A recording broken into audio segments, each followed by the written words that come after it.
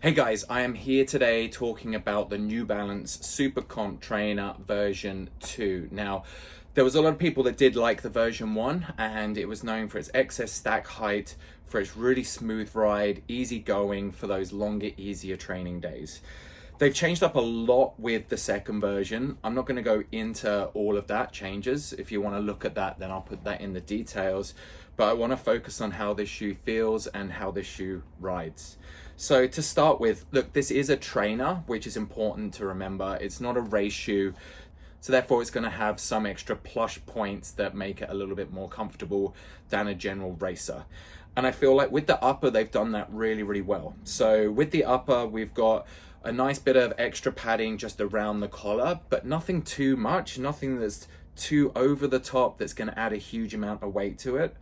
The tongue itself is a knit material that they've done it with. And again, like, it's not overly light, but it's not overly padded either. There's a couple of layers that run through there, really nice, soft, premium, smooth materials that run through the inside.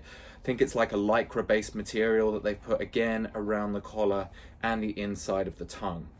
The rest of the tongue then is a knit, and the rest of the shoe is meant to be a knit as well, although it feels like an engineered mesh. The tongue has gussets on either side to hold it in place and wrap down and lock through your midfoot again. That works really, really well. So look, yeah, the upper on this is really nice, super, super comfortable, locks your foot in, super supportive. So I'm really, really happy with what they've done with that. Fits up nice and true to size. So whatever size that you generally are, absolutely fine. Onto the sole. So the sole itself, obviously we've got carbon plate that running through it that makes it nice and rigid through there.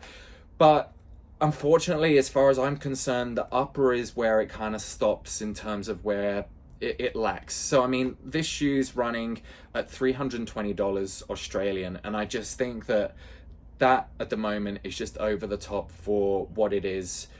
I get that it's a carbon shoe, and I get that it's got extra cushioning and a premium upper on it, but I feel like the foam itself just isn't quite there.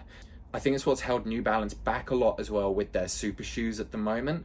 I know they've got their new super shoe coming out soon, and that's meant to be in complete radical design with different foam that's meant to be awesome.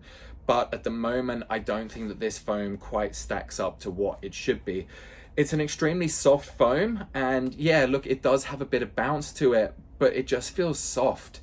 And unfortunately, with this Supercom trainer, it was trying to bridge the gap, I guess, from being a trainer and a super shoe.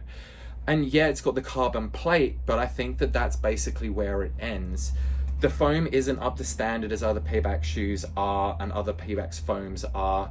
And the stability of it, because it's so soft and it hasn't got enough rebound, isn't great either. So the shoe, if you do moderately pronate, it does tend to collapse and crash through the inside. And I'm not entirely sure how durable that's going to be either, considering the reduced amount of bounce and the increased softness through that foam. The forefoot feels nice. The forefoot feels, you know, like it's nothing special. It's nothing too poppy. It's just comfortable.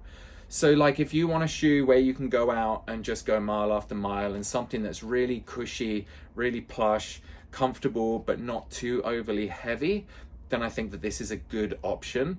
It does weigh a fair bit less than, say, either the New Balance 1080 or the Asics Nimbus, where again, they've got plenty of foam through there, but this one still has that reduced weight, probably because it hasn't got quite as much foam running through it. The foam's not as dense, and then we've got a slightly lighter upper as well.